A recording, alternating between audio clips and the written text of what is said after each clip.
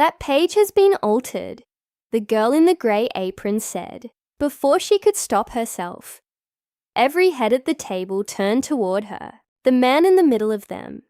40-odd, immaculate, famous enough that his name was never spoken loudly in Venice. Looked up slowly from the ledger she had just delivered. "I beg your pardon." Nora Voss flattens a page with the side of her hand. It was a habit she had inherited from her mother, who had inherited it from a father who had spent 60 years pressing silk ledger pages flat for clients who could barely read them. Someone changed page 214. After the restoration was finished, the silence had a texture to it, the way old paper does. The man, Leandro Ferrara, though the girl who restored books for €8 an hour was not supposed to know that, set down his pen. "Do you know who restored this?" "I did." His eyebrows rose. Around the table, the 6 specialists he had flown in from London, Vienna, and New York suddenly found their coffee cups, absorbing their full attention. "And you altered it?" he asked pleasantly. "No, someone altered it after I returned it. The last signature is wrong." Leandro Ferrara looked at her the way one looks at a bicycle that has started reciting poetry. "Read it correctly," he said, "and $3 million is yours." Nora picked up the lamp from the cataloguing desk, the one with the warm bulb, the one she never used on old ink, the one that had been sitting within reach all evening. She switched it on, angled it over the open page, and held the heat close to the paper, the way she had watched her mother do 100 times. Back when paper still told the truth, the margin bloomed. Lines appeared where no lines had been, thin, violet brown, ghostly, rising out of the fibers like writing surfacing from deep water. 6 specialists stopped breathing. A junior cataloger developed a sudden, urgent interest in shelf dust. Nora read the revealed sentence aloud. Her voice did not waver. "The account of the widow will outlive every name on this page." Leandro Ferrara's smile vanished. "Keep reading," he said. She turned the page toward the light. "They will come for the books the way they came for us," she read. "The true shares are written where fire cannot reach." Nobody laughed after that. The story of the grey apron girl had a before, and it matters. Nora Voss was 29. She had a master's degree in manuscript studies that she had completed at night, a conservation certificate she had earned between shifts, and a permanent debt to a brother who had made one catastrophic decision and was spending 4 years thinking about it. She shared a 2-room apartment above her mother's old bindery with a 9-year-old niece named Stella, who had inherited her great-grandmother's habit of saying exactly what she was thinking. Her mother had taught her paper, the way other mothers taught cooking, which glues age, which inks bite, which leathers die quietly, and which ones scream. She taught her that old paper is not fragile because it is old. It is fragile because it has survived. The restorers who worked on commission in Venice's tourist district got rich. Nora worked at Canal Restoration because her mother had worked there, because the pay was modest, and because the owner let her bring the good lamps home when the light was bad. 3 weeks before the table in Venice, a courier had arrived at Canal Restoration with a fat, battered ledger wrapped in oilcloth and a note in a hand that had clearly been taught by an old man. "Restore it, catalogue it, and do not mention it to anyone." The ledger had been the founding book of the Ferrara silk firm. 1742, Venice, a market that once fed half the courts of Europe. The binding was original. The paper sang when you handled it, and the last page, 214, was the succession clause, the firm's ownership in the old merchant fashion, passing through whoever held the account of the house. Nora restored it beautifully. She reattached the spine, humidified the creases, and catalogued every watermark. She noticed the odd thing, the violet ghost in the margin, the page that felt wrong under her fingers, and catalogued that too. in a private notebook she kept for anomalies. It was her own quiet superstition. The pages that feel wrong are the pages that matter. She did not know then that page 214 had already been read by richer eyes than hers. Leandro Ferrara ran an empire that filed quarterly reports. People said he was the only mafia in Europe that published audited accounts. His legitimate holdings moved through port concessions, cargo insurance, climate-controlled art vaults, and a shipping register that could make inconvenient vessels disappear with the stroke of a clerk. Beneath that sat something quieter. A reputation so carefully managed that his name was a currency in itself. He did not shout. He had never needed to. Men who owed him money discovered that his lawyers were better funded than their families, his forensic accountants sharper than their defense counsels, and his patience more durable than any debt. Leandro Ferrara did not break kneecaps.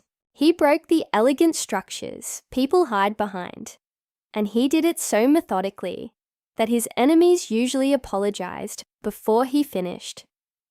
His weakness, such as it was family. His wife had died 6 years earlier, and grief had taught him 2 lessons: that nothing protects you from what you cannot see, and that the people closest to you are the ones who can hurt you most. He trusted his younger brother Franco with the fintech arm of the empire, the digital shells, the tokenized holdings, the bearer share structures that older men refused to understand. Franco was charming, modern, and tasked with the future of everything their grandfather had rebuilt. Their grandfather had rebuilt a great deal. The silk firm had survived the bankruptcy of the 1740s, the fall of the Republic, and the wars. It had almost not survived 1938, when the racial laws arrived, then 1943, when the firm's name was quietly transferred to a holding company nobody had ever visited, and the family's papers disappeared into a state archive where they were inconvenient. After the war, the grandfather had bought his name back at a fraction of its worth, rebuilt slowly, and died without ever speaking. Of the widow whose account kept the family alive through the worst of it. That was the story the family told. The page beneath, the lamp was telling a different one. At the table in Venice, the specialists recovered their composure, the way professionals do, by reclassifying the impossible as the merely unusual. The lead expert, Dr. Ilona Petrescu, a provenance certifier from Vienna, whose opinion had launched and killed more auctions than anyone cared to count, folded her arms. Sympathetic ink, she said. Children's tricks. They prove nothing about the succession clause. Nora looked at her. You dated the replacement page as original. I examined the photographs. The page is consistent with the period. Under visible light, yes. Ilona's smile was thin. Restorers are not paleographers, Ms. Voss. I would advise you to leave the dating to people trained for it. Nora should have apologized, packed her lamp, and gone home to Stella and the leftover risotto. She had a morning shift, a lunch shift, and no desire to become memorable to Leandro Ferrara, especially not to Leandro Ferrara. Instead, she said, Your certification says the alteration was impossible. It was. Then why is the ghost there? Ilona did not answer. Nora laid her hand flat on page 214, the way her mother had taught her, palm down, fingers spread, reading the surface with skin as well as sight. This page was lifted out of the binding, chemically erased, and rewritten. The erasure left residue. The residue draws heat. The heat draws the truth out of the paper. According to whom? Someone asked. According to the ink, Nora said. It's still there. Paper never forgets. Leandro Ferrara set down his cup. Then show me what it remembers. What the paper remembered was not a succession clause. It was a confession. Nora worked until 4 in the morning in the conservation studio, alone. with the good lamp and the magnifier. She did not translate the violet lines as much as coax them. They were written in the old notarial shorthand, the abbreviations that fill Capelli's dictionary of medieval Latin shorthand, the ones that make modern readers' eyes glaze over. But half of the marks were not in any printed manual at all. They were private, a family's private shorthand, passed down one generation at a time. By 3, she had the shape of it. By 4, she understood why her hands were shaking. The hidden layer had been written in 1937, in a hand that had clearly been disguised deliberately, by a woman who knew the laws were coming and wanted her family to be able to fight afterward. It named the true ownership of the firm, half of everything, in perpetuity, belonging to the descendants of her brother, who had already fled to Trieste with nothing but the clothes his children wore. The account of the widow existed to keep that half safe, and the last line of the hidden layer was a warning. Nora read it twice. Then she telephoned the only person she trusted, with paper this old, Amara Okoye, senior conservator at the State Archive, who answered at 5 in the morning because she had once spent a career teaching students that manuscripts do not sleep. "You have a problem," Amara said. When Nora finished, "I have a forgery." "You have a forgery and a confession. Which is better?" Amara said. "And you have, what did you say the ghost said about fire? Written where fire cannot reach." There was a pause. "Nora, get that ledger out of your apartment. Use my lab. And do not tell whoever paid for the restoration that you found anything." "Why not?" "Because whoever altered page 214 is still alive. And people who chemically erase history usually want to finish the job." By 9 that morning, Leandro Ferrara knew almost everything that could be purchased about Nora Voss. By 10, he understood considerably less. The dossier his head of security compiled was aggressively ordinary. 29. Mother died 4 years ago. Lung cancer. Father had left when she was 9. Brother Marco, 31, serving 4 years for document fraud, which his security chief noted with a single raised eyebrow. No unexplained income, no political connections, no relationship to any known rival organization, except that the more they looked, the more the ordinary part of the file pointed back to the same place, Canal Restoration. Her mother had been a conservator there before her. Her grandfather had been a restorer of ledger books for collectors who did not like asking questions. Her mother had taught her how to lift old pages, repair old bindings, and, the file noted this twice, read old handwriting better than most people with doctorates. Her grandfather, Leandro said, taught her the private notations. The security chief replied. She catalogued a batch of Genoese banking ledgers for a dealer in Verona when she was 22. The dealer still talks about it. Convenient. We checked. There's nothing connecting her to any family in this city. No debts to us. No favors owed. No relatives in anyone's ledger. Then came the less interesting facts. The ones that made Leandro Ferrara read a page twice. The brother's trial had consumed what remained of the family savings. The mother's medical bills had been paid, quietly, out of the daughter's wages, month by month, for 2 years. The apartment above the bindery was rented in the mother's name because houses are not things you can finish paying for, while also finishing someone else's. The girl who flattened pages for €8 an hour had, according to the file, once been a candidate for a doctoral fellowship in manuscript studies. She had declined it. No explanation in the file, just the date her mother's diagnosis arrived, and the date she stopped answering her advisor's letters. That afternoon, Leandro sent for her. Nora found him in the same private dining room, where the table had laughed at her. The ledger closed before him like a defendant. "You investigated me," she said. It wasn't a question. Leandro did not deny it.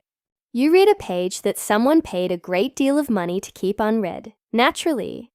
I needed to know whether you were a threat, and your conclusion. You're not a professional threat. You're a professional who can't afford to be. She should have been angry. Instead, something in her face tightened, and Leandro noticed that the tightening was not at the insult. It was at the accuracy. I read page 214, warmed it for 2 hours, she said.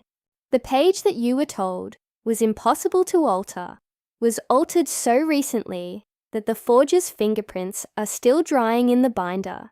But you didn't call me here to talk about fingerprints. You called me here because you know something already. I know my brother runs the fintech arm, and someone moved 3 million in bearer share certificates through a shell in Luxembourg. 3 weeks before the restoration order went out, Nora was quiet a moment. That's why you bet 3 million at the table. You weren't offering me money. You were watching to see how a poor person behaves when money is placed in front of honest work. Not entirely. Mostly, he admitted. I needed to see if you would take it. I didn't take it. No, Leandro said. You turned it down to finish the work. That is not a normal reaction to $3 million. I don't work for prize money, Nora said. I work for the page. She pushed the ledger toward him. Open page 214 under heat. The violet layer is your grandmother's handwriting. For the first time, Leandro's composure shifted. My grandmother's. Your great-grandmother's. She wrote it in 1937. In a mixed private shorthand, her brother taught her, using an iron salt that stays invisible until heat draws it out. The same trick couriers used during the Revolutionary War. Her warning says, the important statements are disguised as accounting, and the widow's account was never the silk firm at all. It was the half she hid from the people who came for the books. Leandro said nothing for a long moment. Then, what came for the books? The racial laws came. The confiscation in 1943. The holding company that swallowed the firm's true owner, whose papers conveniently vanished into an archive where they were inconvenient. Nora watched him. But your great-grandmother wrote the ownership structure down anyway, where no confiscation could reach it. Half of the firm, in perpetuity, to the descendants of her brother. He fled to Trieste in 1939, with nothing but his children's clothes. Her warning says. Nora paused. Say it. What fire cannot reach will outlast every thief in this family. Leandro read the ghostly margin for a long time. Why did you bring this to me? He asked at last. You had no reason to trust me. I didn't. I trusted the paper. Nora slid a photograph across the table, a magnified detail of the forged page's final flourish. And I needed to know whether your brother's signature does this. The photograph showed a spiral, a small, arrogant spiral at the end of a handwritten line. Leandro recognized it. He had been signing documents beneath that flourish for 15 years. Franco writes page 214. Leandro said slowly. It was not a question. Someone wanted your succession clause rewritten so that the firm passes to a single heir. Nora said, someone who knew the ancient notation well enough to imitate it, and someone who knew about bearer shares and could move 3 million without a trace, and someone who can't stop signing his own name, even inside a forgery. That evening, Leandro Ferrara called his brother to a meeting he described as routine, which Nora found far more unsettling than violence would have been. Franco Ferrara arrived carrying his usual energy, startup cuffs, gym-built charm, the slightly too fast laugh of a man who believed the room liked him. His gaze passed over Nora once, registered her, and dismissed her with the efficiency of a man who had never needed to look twice at grey aprons. Still employing the librarian, he grinned at his brother. I assume that was a one-act play. The play has a second act, Nora said. Leandro did not smile. He gestured to the table, where the ledger lay open under a bank of photographs. The imaging, the ink analysis, the bearer share trail, and the certified provenance opinion from Dr. Ilona Petrescu, which had declared the altered page consistent with the period. A second examiner's note, newly added, disagreed. Page 214 was lifted, erased, and rewritten within the past 3 years, Nora said. The paper was replaced with a modern leaf. The chemical residue beneath the surface fluoresces under ultraviolet, and the ink, under multispectral imaging, contains a binder that was not commercially available until 2015. Franco's smile did not move. And you know this because I restored this book. I catalogued every watermark. 51 leaves are original. 1 is not. The room was quiet. Franco's smile hardened into something else. So you want me to believe someone forged a page in my own family's ledger? No, Nora said. I want you to know that you did. Franco laughed. It was a good laugh. It was the laugh of a man who had never once in his life been the least dangerous person in a room. Nora placed the magnified photograph beside the ledger. Your signature ends in a spiral. You've done it since boarding school. Your brother confirms it. The forged page's marginal flourish is the same spiral, in the same ink, written under the same hand pressure, and the certification that was supposed to protect it, the opinion from Dr. Petrescu, was paid for through the same Luxembourg shell that moved 3 million 6 weeks ago. Allegedly, Franco said. No, actually, Nora said. Paperwork is my field. Paperwork never lies about itself. It just waits for someone who can read it. Franco's composure held for another 3 seconds. Leandro watched the 3 seconds the way his security chief watched a handshake. Then something behind Franco's eyes closed, like a door finally admitting it was locked. 20 years of structure, he said softly. And you're going to take it apart because a girl with an iron found some scratches in old ink. Not scratches, Nora said. She held up the final exhibit, a memorandum Franco had written 9 years earlier, restructuring a subsidiary, the same private abbreviation his great-grandmother had used in 1937, assets, custody, beneficiary, authorization, and the spiral, waiting at the end. You thought nobody alive could read the old notation, Nora said. You were wrong. It was taught to a different branch of the family. And that branch taught it to me. Franco stared at her. Your great-grandmother's brother fled to Trieste, Nora said. He had daughters. They had daughters. One of them married my mother. The silence became absolute. Leandro rose. No one else moved. He walked around the table until he stood beside his brother, close enough that Franco, for the first time in his adult life, seemed to understand the geometry of the moment. You emptied the house from inside, Leandro said. Right under the house's nose. You are not the cleverest man in this family. You are simply the only one who believed betrayal was a business plan. Franco's voice was thin. You think lawyers solve family problems? No, evidence does. Leandro looked at his security chief. Freeze every account carrying his authorization. Suspend his access to every system, every vault, every shell. Send the complete file to the prosecutors and the forensic team. Every transfer gets traced to the cent. You can't, Franco said. I don't need to. Leandro buttoned his jacket. The paper can.